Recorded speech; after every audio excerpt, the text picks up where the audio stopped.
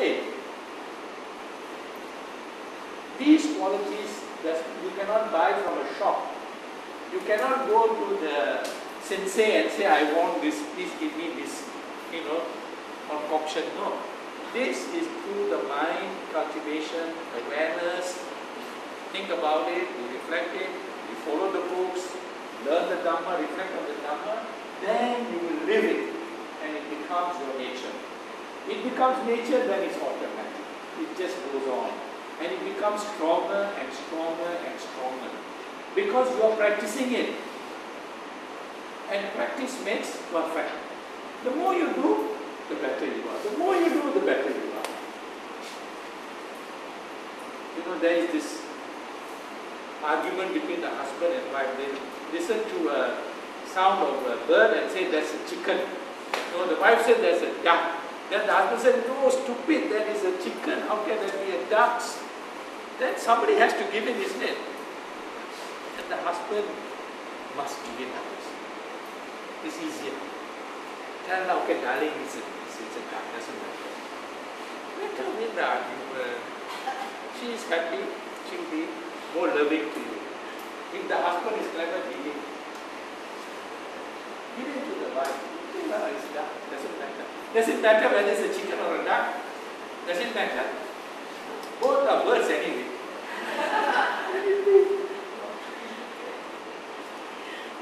Clever husbands, but the unclever husband, the untrained husband, no, cannot be. You stupid, how can that be? You so stupid, are you? You make a big argument on it instead of saying, okay, you're right, and then enjoy the rest of the day.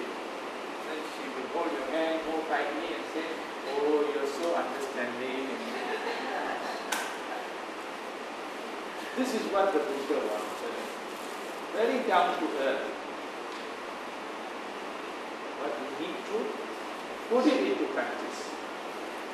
I don't want you to look at this as theory. I don't want you to look at this as, some knowledge. But I want you to put it in actual life. And I can guarantee you this. You will benefit.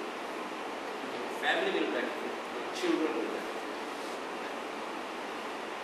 And I will be the happiest person to know that you have benefit. Because I can guarantee you that. These are tried and tested things. The Buddha has taught these things to so many families all over around northeastern India, from house to house. Then we need to also look at some other ingredients. That we can go into many, but I thought I'll highlight some of these major ones. Sharing and caring. You must share. Don't just think about yourself, me, mine. It is ours. We. Go from I to we. Ours. This is our family. This is ours. Not me, my, I. Because the whole world today, our education system, the Western influence, all talking about I, me, my. And the ego has become so big that it has become a big problem. Because we are all focusing on the individual. By all means have your individuality. By all means have your ambition. By all means have your, goals. Your own goals. By all means. But don't think the whole world is revolving around you. You are only one small speck in the world. You have immediately your spouse. After the spouse, you have your family. You have to share. Learn to share. These are developed through dana, sharing, caring, compassion. All these things is coming. It doesn't mean throw away all the other things. Have them, but this is an additional layer which will make whatever you want to achieve easier and more achievable. You can actualize all these things.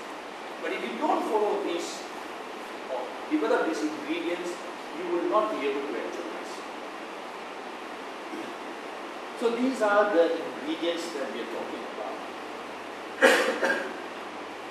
Once you get these ingredients into place, then you will have a good relationship, a very sound husband and wife relationship. Then we come to the next stage. We are going to have children from this relationship. Now what normally happens is, there are no preparations for the husband and wife to think beforehand, to plan beforehand for the relationship. That's why today we have so many issues and problems of marriages breaking up, of children who are born out of all kinds of sexually transmitted diseases affecting them, because they have not been following certain guidelines. The first guideline that we need to have in mind is that before we think in terms of having babies, is to make sure that we ourselves are healthy. Physically we are healthy. Spiritually we are healthy. Both. Imagine a husband going to karaoke and messing himself up with all kinds of things. He is not following the program of Sila, of taking care of his own body. Then he brings in all these kinds of diseases. In any case, after karaoke, husband and wife had few drinks. Then they have a baby. The liquor will go into the blood system and will going to affect it. This is biologically proven, it is already scientifically proven. Before the child is going to give birth, there is this husband and wife. Mentally, spiritually, they go to temple, they take care of their body, they follow the Sila. Sila is to take care of our body, not anybody else's body, our own body. Sila helps you to take care of your own body, so that your body is physically not going to be affected. If you follow Sila, you're safe. Then you make spiritual development, you have nice ambience, you have done vihara and all those things. In that environment, if the child is being created, with all the other factors coming in, it would be a better child than if the child born out of this unhealthy lifestyle. This is a wonderful lifestyle. So the child has got an advantage already.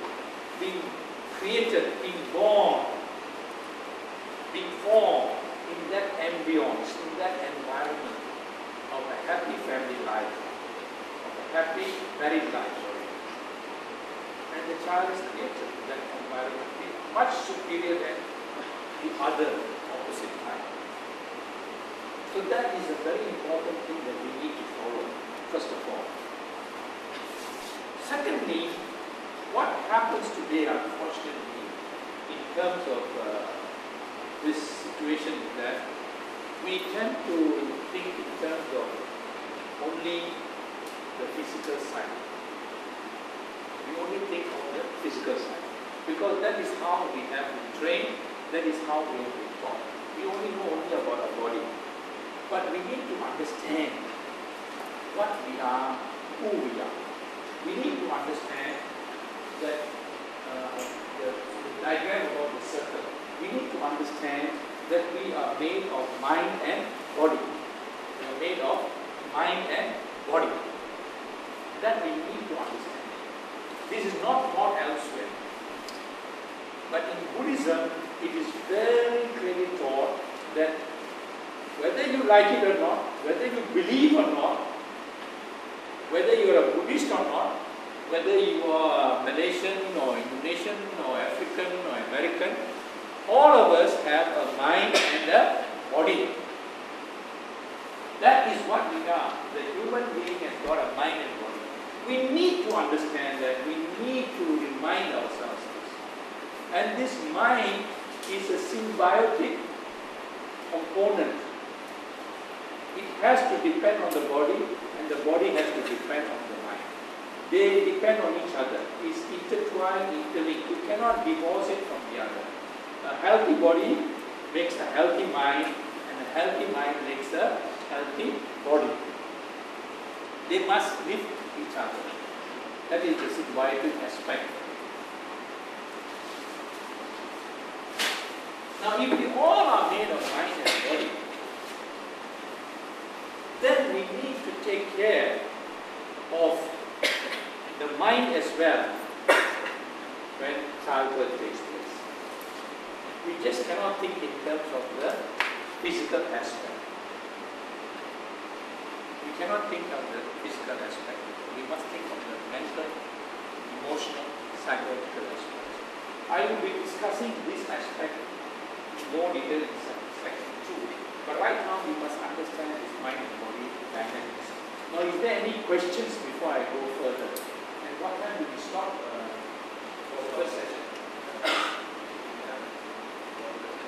11 or 11:30. Anybody wants to find out about the diagrams, anything more?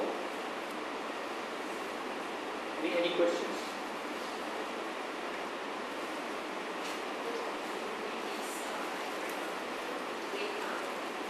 Well, that only to illustrate that there are two components.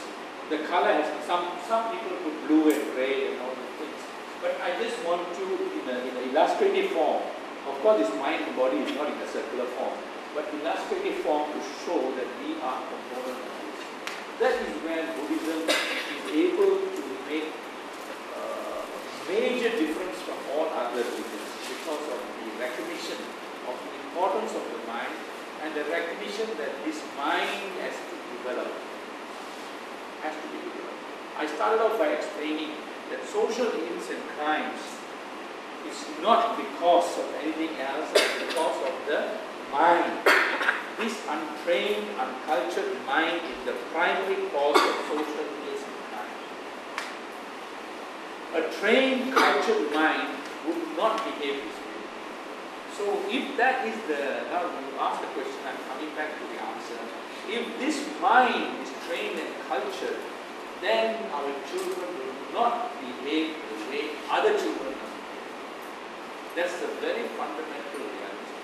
Of course, beyond that, we have other programs and other ingredients to come.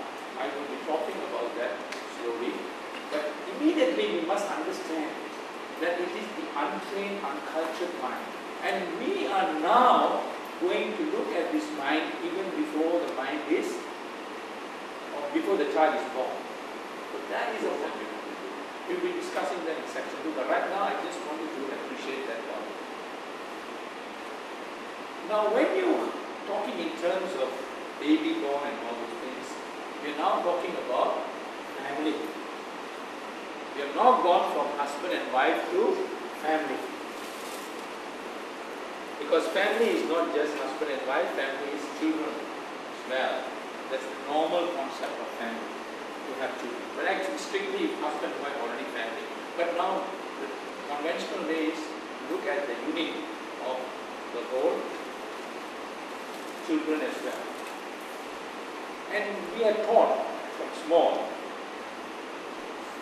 according to the Western concept, a happy family. How does a happy family exist? What is the usual way they are taught? So long as the parents and the children have a good relationship, that's a happy family, right?